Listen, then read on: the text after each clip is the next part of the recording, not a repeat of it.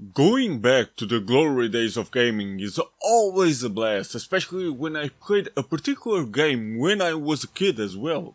One of those examples is Gekido Urban Fighters in Europe, or simply Gekido in the US, a side-scrolling beat-em-up from an Italian game developer called NAPS or NAPS team, whatever, and published by Infogrames. Yeah, I know it's Infogram, but I'll stick it with Infogrames. In Europe in 2001 and Interplay in the US in 2000. If you've played legends like Streets of Rage, then you know what this is about. Just walk to the right, beat the shit out of whatever is trying to beat you up, and continue. Or in Gekido's case, sometimes walk to the left, but mostly it's just to the right. Defeat a mini-boss midway through and then a boss in the end of almost every stage. Defeat them by using your fists, your kicks, your combos and weapons. Or get a second player to deal with everybody while you just sit in the corner and watch his ass getting beat like the mofo I know you are. I am one as well, so don't feel bad about that. And no, since I have no friends, you will only see me play with myself. So these are the main characters: Travis, Michelle, Ushi, Tetsuo. Even though the actual main character is Travis, I guess. To be honest, the story isn't explained all that well here at all.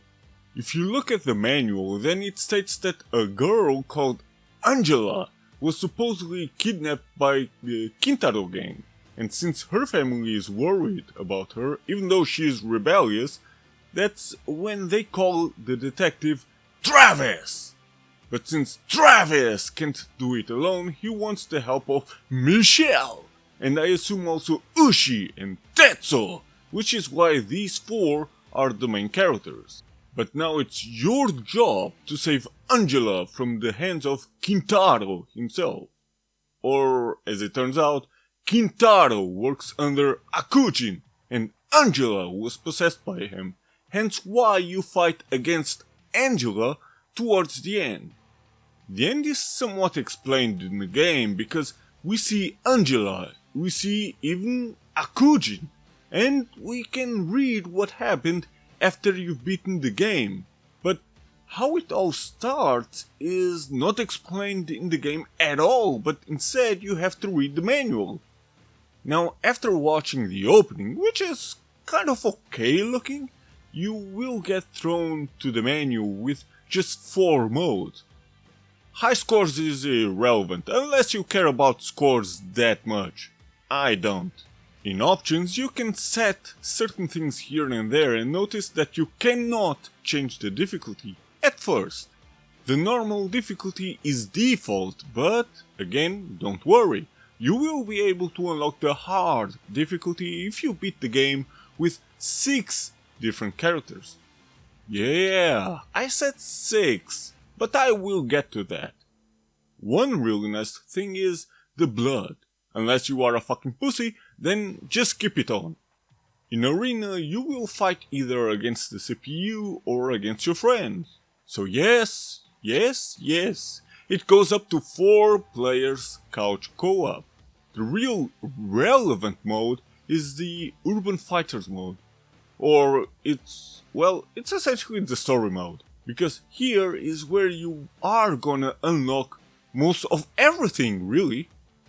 This is the whole map, and these red dots are the points you have to battle through. And honestly, it's quite fun to bash some heads around because Gekido actually is a good game.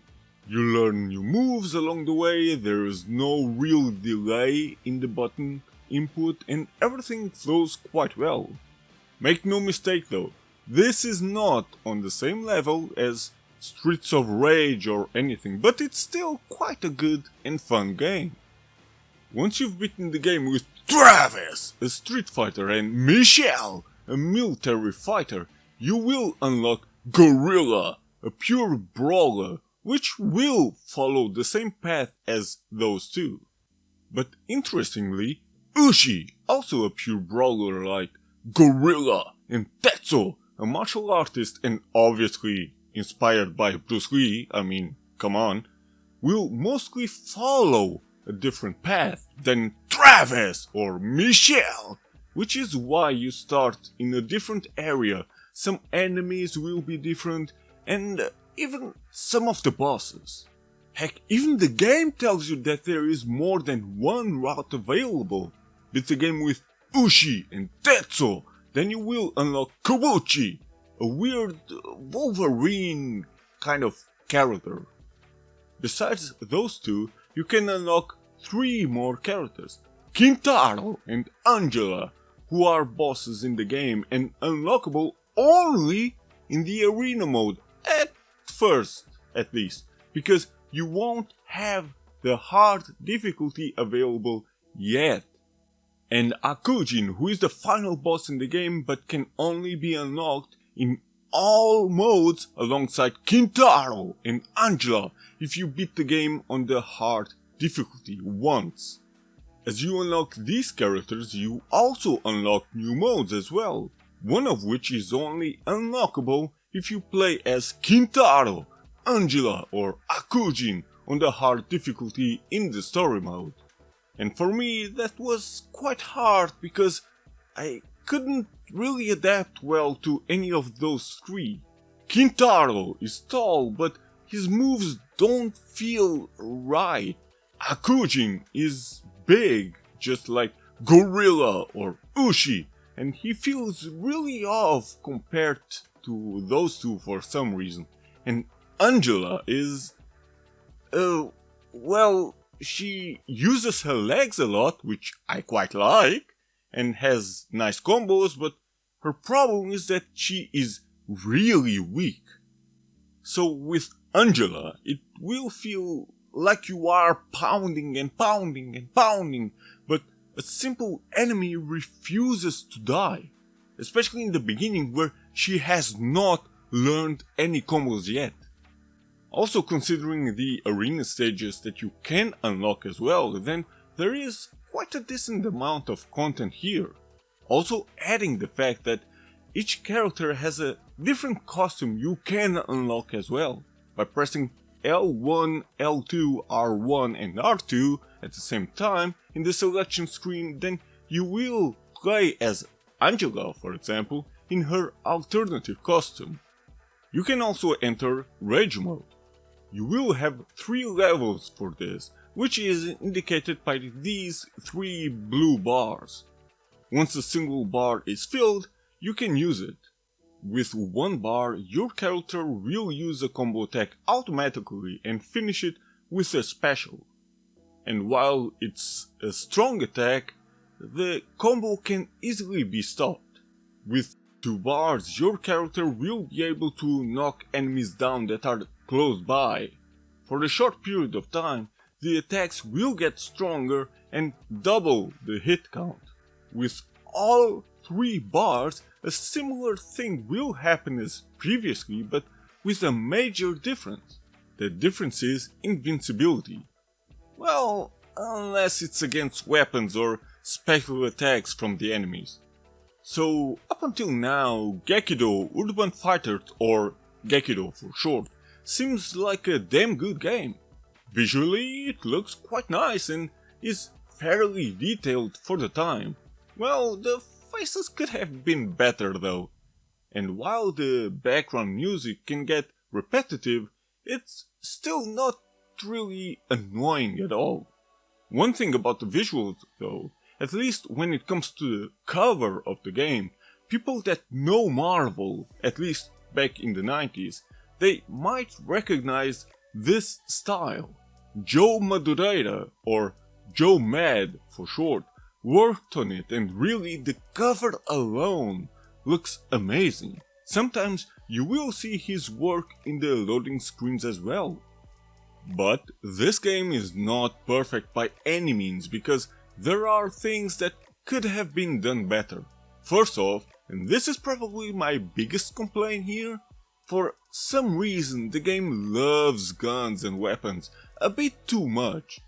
I mean, sometimes grabbing a weapon that a defeated enemy left behind is fine and adds variety, but as soon as the 3rd or 4th level starts, then there are weapons basically everywhere.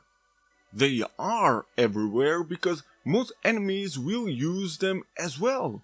It gets a bit infuriating constantly being stopped by a damn gun, and it diminishes the actual pure brawling aspect a game like this usually has.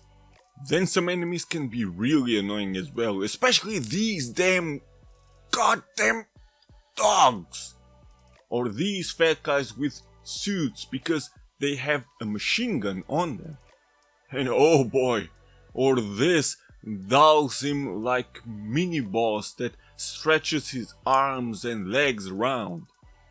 I mean, fighting annoying enemies is part of games like this, sure, but sometimes it seems that the developers in Gekido went a bit over the top with it.